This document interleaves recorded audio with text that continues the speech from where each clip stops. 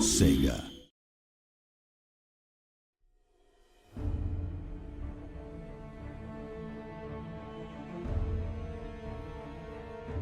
Hello all and welcome to another video for Total War Warhammer. I am Joey Dalton and I'm joined by Darren McNally in this Let's Play. Darren, what are we doing this time?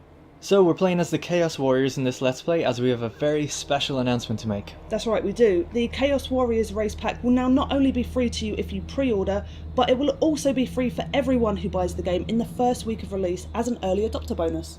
Yep, so if you have pre-ordered already, you'll be able to preload the game to be the first to play it on May 24th, but if you hold off, the Chaos Warriors will be available for the first week after launch free of charge. So if you want more details on that, check the link in the description, or check out the Total War Warhammer Steam page.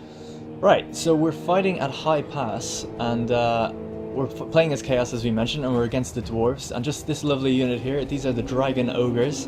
Handsome. Very cute, very little, very small in comparison to the Dragon Ogre Shaggoth. Wow.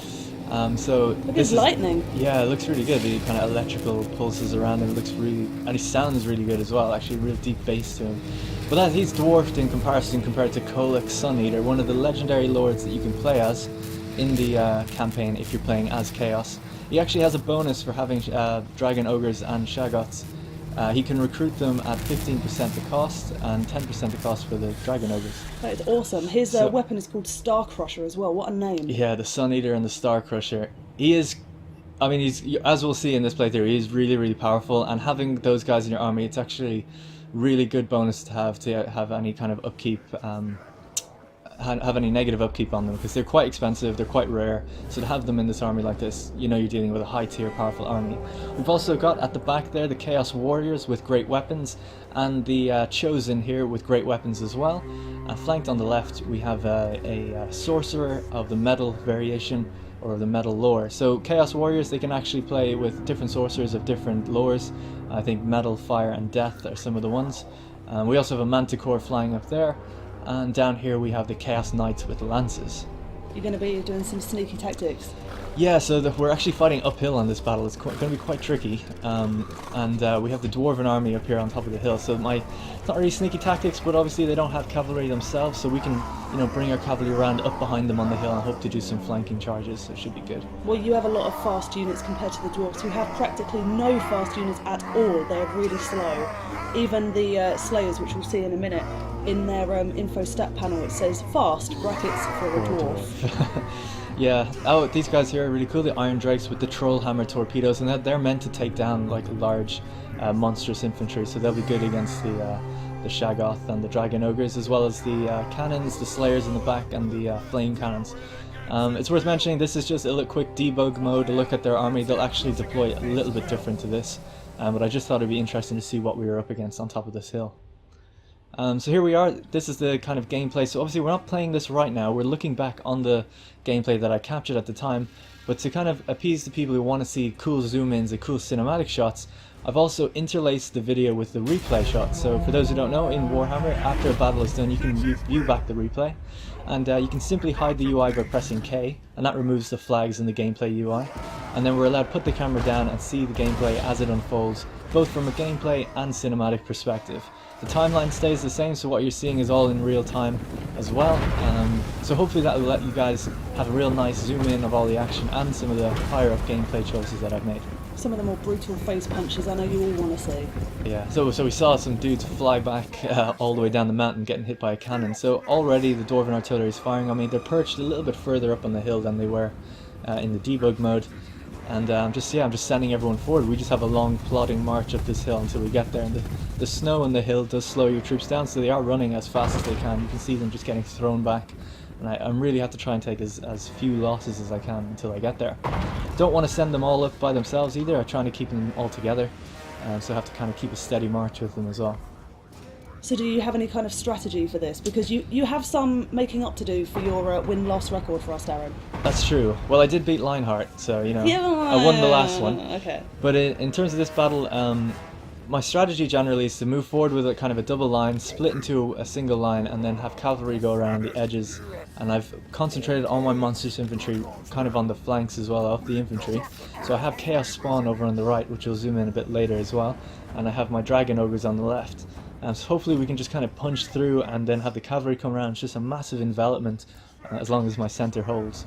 I love all the dwarfen ruins kind of scattered around the battlefield as well. Yeah, this map is really beautiful. It's set up in the kind of Norscan regions near some dwarven carracks, so I like to think that, you know, they're kind of holding back the Chaos Invasion as best as they can before we move in on their carracks, I guess, up north. So it's worth mentioning that Kholek is fully upgraded here. In Custom Battle, Legendary Lords are fully upgraded, so all the spells he has active, that means he's like fully upgraded, fully teched out on a skill tree. Yes, one of his quest battles is actually to get Star Crusher, which he doesn't start with when you play in a campaign with him. So as you can see, he does have it here. So there we go, the Shaggoth has made its way through, the Dragon Ogres are coming in, the flame cannons are firing in the background, and the Ironbreakers are throwing their blasting charges towards them as well. So straight away it's like a massive ditch fight up there. The Slayers are digging into my guys as well, which is going to be a bit rough on the monstrous infantry. But Joey actually hasn't seen this battle yet at all. Haven't. She's watching this back for the first time, so I've got some surprises in there for her as well as you guys. I'm excited. So we can see that they have a gyro bomber as well. Now what can take down a gyro bomber? Manticore is pretty good, Yes. so we'll send that after it. Hopefully it'll do good. We'll catch up with that later. But things are going pretty well. I mean, Kholek is just smashing through dwarves at the moment. He's taking a bit of damage. They're throwing a lot of things at him. I just used a final transmutation there from my wizard, which is a direct damage spell, and I actually overcast it, which kind of increases the cost it does, but gives me a 50% chance of miscasting. Basically, that's just like a direct damage spell that lasts for about 20 seconds.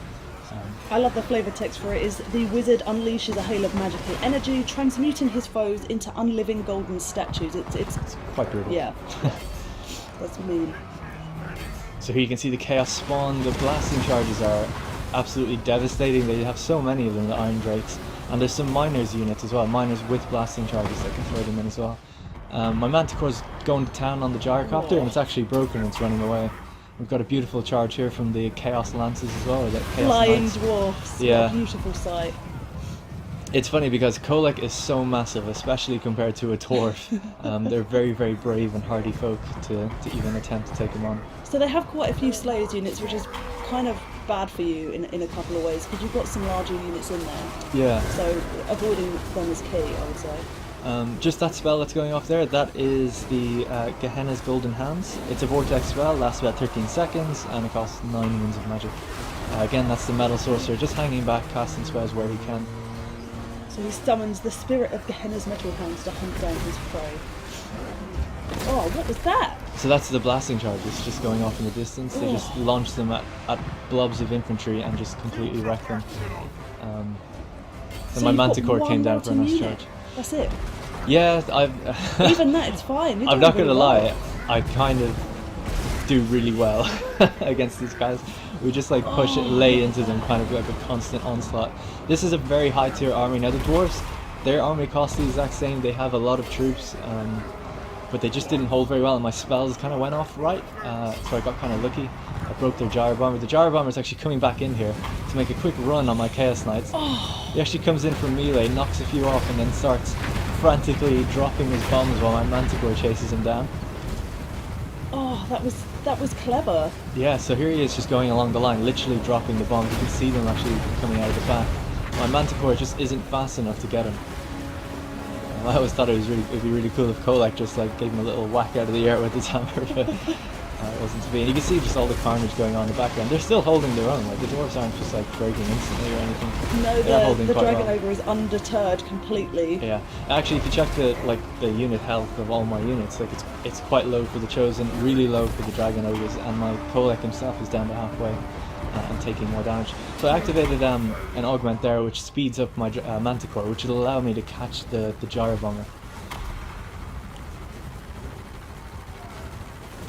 Oh, right in the sky. Yeah, I love that. it looks so good when it goes down. It sounds really good as well. You can just hear the propellers like kind of giving out. Nicely done. That is a well-used attribute there, or a skill. So I'm just kind of picking off who I can, finishing off some routing units, bringing the Manticore back into the fray. It's doing amazing charges into their units, just ripping them apart basically. And this is kind of what you have to deal with when you're playing against Chaos or with them. They're very, very strong, and they're quite scary, to be honest. I love seeing the dwarf fly past the camera. Yeah, they're so little, they just like fly by. I did another final transmutation again, which is another direct damage spell. That was actually something that really helped me getting through in the beginning, pushing through their lines. That damage spell is an area of effect spell, so you don't just target one unit, you target the area, and anyone in it takes the damage.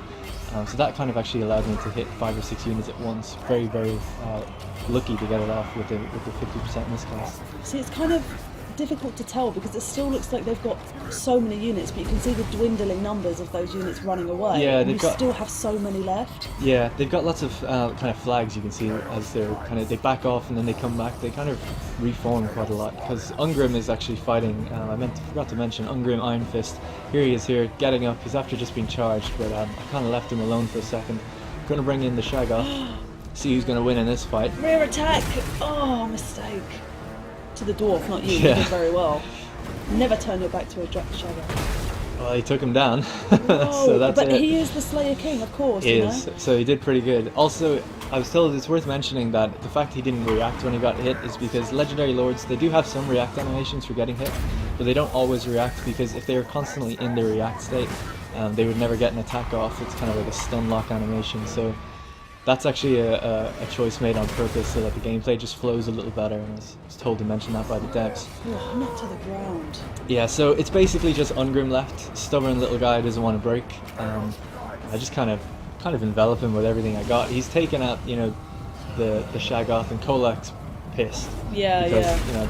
It's probably his girlfriend or something. He didn't like that.